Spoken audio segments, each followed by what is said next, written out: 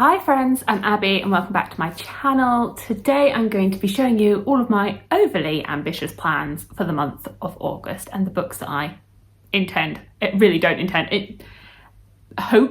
pray, that I really hope I could read, but it's very much doubtful that I will get to that many of these because I really overestimate in my TBRs how many books I can realistically read in a month. That I think I'll be able to read 10 books and I end up reading 5 and then I'm just disappointed in myself. Well, I'm not disappointed in myself. It's just unrealistic. Here is my unrealistic August TBR. I'm hoping my reading's going to be positive in August. July's been a little bit slow. Yeah, it's slow. You'll see that in my July wrap up. It's been a slow reading month.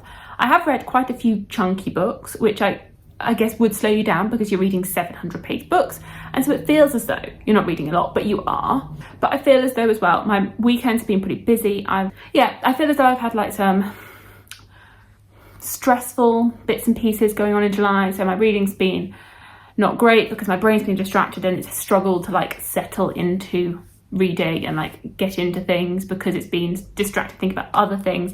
And then I started watching Vanderpump Rules, which happened. It's very addictive. I just can't believe some of the scandals that are going on there. I've just finished season 2 if you've watched it, but very, very scandalous. It's a great distraction, great distraction from stressful events. So anyway, all to say, I haven't had an amazing reading month in July, so there are definitely some books that are reoccurring that you may have seen in a couple of other TBRs, but I did read some things. I did do some of the things, so there are a few changes in this overly ambitious stack. I figure we could just start with what I'm currently reading, and that is Slaying the Vampire Conqueror. So I'm filming this on the 29th of July, so I do not anticipate that I will finish this before the end of the month because I've got quite a busy weekend. It's Saturday morning, and I've got things on Monday that are sort of taking up lots of brain space. So I don't anticipate I will read much of this. So I anticipate I will be finishing this at the very beginning of August. This is my next Carissa Broadbent book. It is a standalone in the Chronicles of Nyaxia world. So the first book in the series is The Serpent and the Wings of Night, which I read in June, and this is the final one that I can read in this series until she releases new books. I'm at the very, very early stages, but it's a fantasy romance. But following our main character, Silana, and she has been tasked with killing a vampire who is invading her country. And she has been brought up in this, like, not a nunnery, but in this sort of like cult. And it's a very interesting upbringing, I think, that she's had. I think part of me feels as though she's going to learn as time goes on that the upbringing that she's had has not actually been very, very good, and realise that she has been indoctrinated is what I'm expecting. I do not believe she will be able to kill him because I think there will be some romance going on there, but very, very early stages. I have loved my time in the Chronicles of Nyaxia world, so very excited to read this one, and I think it's going to be a lot of fun. So I anticipate fun here. I have a couple of buddy reads this month, so I haven't done a buddy read in a little while. A bit weird, but I have 2 now. So the first one is The Prison Healer by Lynette Noni. This one I am buddy reading with my friend Vish from Books with V and our friend Sam. We were like looking at other series that we could buddy read together, and this was one of them that we all owned. That was the like parameters that we owned it, and that it was complete, and this one fit the bill. I think we're following this. I was about to say we're following this healer in a prison. So we're following this healer in this prison, and I believe that one of the inmates in this prison is this queen, and she is tasked with healing the queen who is at death's door. And that is all I really know. I've heard generally very positive things of this. I'm not sure if it's an older leaning YA or a younger leaning adult series. I'm not too sure. Intrigued to get into this and see what I think about it, and hopefully we will really enjoy this one. And then the other buddy read is the start of my reread of the Skyward series. So I've actually been speaking with 2 people about reading this. So my friend Brittany, who's a in real life friend in London, who's also a very avid reader. We're planning to read this together, as well as Patrick from Patrick Leo is also planning to start reading this in August. I have read Skyward a while ago, many years ago, whenever it came out, or I might have I'm trying to remember if I've read this book once or twice. I'm trying to remember if I read it in 2018 and then in 2019 when Starlight came out. I can't remember, but I definitely have read this one. I've definitely read Skyward and Starsight.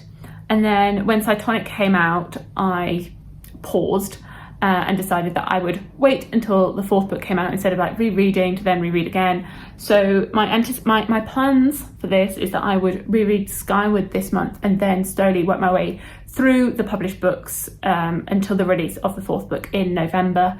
The novellas and Cytonic will be new to me, but going in August it will be Skyward, which is a sci-fi story following a main character, Spencer, who is training to be a fighter pilot and to fight this alien force which is bombarding her planet that she's on. But she has this heritage that surrounds her because her father defected, and he is seen as a coward, so she has this bad image sort of haunting, well, not haunting her because that sounds bitter, horrific, but like this image and that sort of taint on her because of that legacy of her father. So I really loved this. I absolutely loved this when I read this for the first time, so looking forward to rereading it and getting back into this. Speaking of Brandon Sanderson, my sister recently gifted me Tress of the Emerald Sea, which is the first of the secret projects that came out early this year, and this book has just been calling to me. I think because I've been really trying to read my sequels and my series, I actually have quite a desire to read some standalones and try and mix in some standalones in amongst my like series rereads and my series like trying to read continuations and finales. Which is all really well and good, and it's what I do definitely intend to do in the main, is try and like finish off some of the series that I've been starting. But I think it would be really nice to mix in a few standalones, this being one, and I just feel like this one's calling to me. I feel like it's going to be cozy. It gives me, I think I've heard that it's like cozy fantasy vibes, following Tress as she leaves her island to go off on an adventure, I think it is. So I feel like this one's going to really work for me, and I think from what people have said, they think this will really work for me. So I'm excited to dive into this. Speaking of sequels, I have some sequels which I've spoken about before, so I don't know if I should really go into much depth on these, but there are some sequels here, well, finales that I would like to get to. I do not believe I will be able to get to all of them, but if I can maybe get to a couple of them or something, because I've got 3 finales and then I also have some more sequels. So if I could just do some of these, like it's a pile of possibilities for these continuations and finales. So I have, to finish off the series, you'll notice there's an obvious omission here that I have been speaking about, which I did read in July. I did finish The Last Hours, so that one is now done and gone. But I do have The Bone Shard War by Andrea Stewart, The Last Argument of Kings by Joe Abercrombie, and The Poison Song by Jen Williams, which are all finales to trilogies. So The Bone Shard War I've spoken about a few times. I've been intending to read it, I think, since like April. Still haven't got to it. I need to read a summary and then I'll be able to get to this. I'm just taking my time. But I will get to this. I will get to this at some point. It hasn't had its moment yet. It's not had its moment yet. But it's set on like an archipelago following, you've got multiple perspectives. Some of them are written in first, some of them are written in third person. And I am very intrigued. It's got an interesting magic system with these bone shards, which is sort of like it's sort of a little bit horrorous, because like if your bone shard is in use, then that drains the life out of you, and these fuel these like constructs which can go around and do like menial tasks. I have heard like some mixed things, and I think as well that's like deterred me a little bit from picking this up straight away, because if all the reviews were glowing and positive, I'd be like, oh, yeah, I'll read that straight away, whereas I have seen some mixed opinions on this. Then I think the one that I am most leaning towards picking up as soon as possible, I wanted to get to this one in July, it hasn't happened. So I think because I got a little bit burnt out on the long books, and that is The Last Argument of Kings. This one is like 700 and something pages, which is why it got a little, I felt I was feeling a bit burnt out on the long books. But this one is the third and final book in the First Sword trilogy, an epic fantasy, sort of grim, dark tale. Again, multiple perspectives, and I'm very, very intrigued to see where this book is going to go and where it's going to get to, as I have really enjoyed reading from these characters' perspectives. They're not characters I'd ever want to meet, but I've enjoyed reading about them. And then The Poison Song, which is the third and final book in the Ninth Reign trilogy. Again, multiple perspectives, which is something that I really like, a multiple perspective story. And everything was sort of kicking off at the end of the second book. I feel as though we've been working towards something. Very, very intrigued to see where this goes. It's got like vampire-like people in it. It's got witches. It's very genre blending, and very intrigued to see where this one goes and ends as well. So there's some finales that I want to get to, and then just sequels in and of themselves, but sequels that are not finales. This is where it starts getting unrealistic. I have Blood Sanctuary parts 1 and 2. Probably just get to one of these. Maybe I need to be realistic and just put Blood Sanctuary part 1 on here. So this is a fantasy romance story. This is the 3rd book in that series, following our main characters Leo and Cassia. Leo is from a vampire-like peoples, and Cassia is from the human race. Her father is the king, and he sort of rules it with an iron fist, is very brutal, and so she has lived in his shadow in fear for the whole of her life, until this, not a conference, this what is the word for it?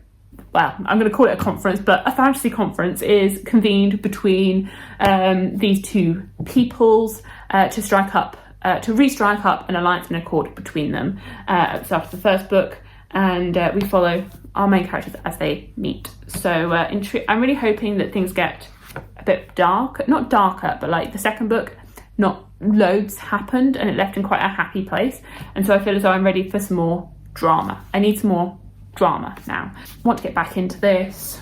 I have been rereading The Mask of Mirrors, so I would like to continue and reread The Liar's Knot, with the knowledge that the 3rd and final book in this series is coming out this month in August.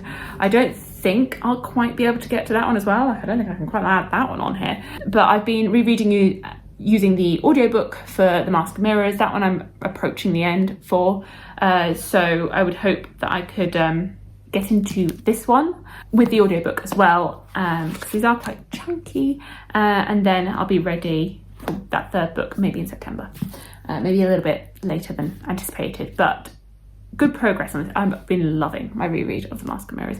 This is like a Venetian inspired story. Again, multiple perspectives, really interesting magic system with like tarot cards and sleep, and a very like political, lots of political machinations following this con artist as she infiltrates this wealthy merchant family. Absolutely been really enjoying my reread of this. And then, because there's lots of chunky things there, I was thinking that I could pick up Olympus Volume 3, which is the 3rd book in this graphic novel series, which is a Hades and Persephone retelling. I was just thinking that everything's looking very chunky and long, and this would be fun to pick up in between some of that chunkiness. And I have been thinking about it for a little while, because my month in July has been quite chunky, and it just hasn't happened. But I anticipate that this one will be one that I want to get to. Couple of other things. I also have an arc of A Study in Drowning by Ava Reed, which is her latest publication coming out in September, so I would like to be able to get to this ahead of release and read it and review it. I'm also really excited about this one. It's like been calling to me, because I think it's like a dark academia, sort of gothic fairy tale-esque vibes is what I'm getting from it. Okay, so we're following a main character, Effie, who has always believed in fairy tales, and she has a particular story that she has always loved. And then as an adult, I'm not sure what the circumstances are, but she ends up at this author's house with an impossible task. And she's there with another person who is a literary scholar. And these two are investigating the reclusive author's legacy, piecing together clues through his letters, books, and diaries.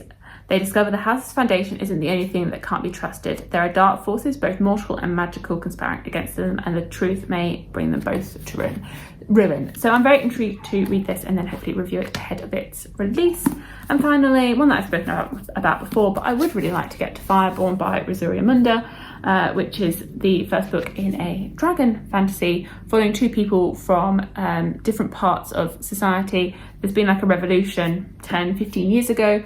One of them is now in the sort of ruling families. One of them's in the lower born, and I think they sort of swapped positions following this revolution, as in that their positions in society changed, and they're both entered into this, not trial, but this academy where you're trained to ride dragons, and they're in competition to be dragon riders. So another one that I've spoken about and that I want to read. I think I've just been holding off starting this because it's the start of a series, and I've been wanting to try and finish off some series before I start this one, and I haven't been very good at finishing series this year. I really have not, but I am getting there. Okay, so that is my overly ambitious plans for for the month of August. I think you can see that they are way overly ambitious, way ambitious. So we'll see how many I can get to. Hopefully I can get to at least half of them. Hopefully I can do at least half, get through a good few, see how it goes. I definitely do not anticipate I will get to all of them, but hopefully I'll be able to make good progress, because I feel as though at this point I really want to be able to get my TBR down. My aim from the beginning of the year was to get my TBR down to 50 books, and I've got a long way to go. So I really need to make some progress on that goal. I really do. I do. So I will get back to reading, and thank you so much for watching. Let me know what you're planning to read in the month of August, and I will see you soon in my future videos. Bye!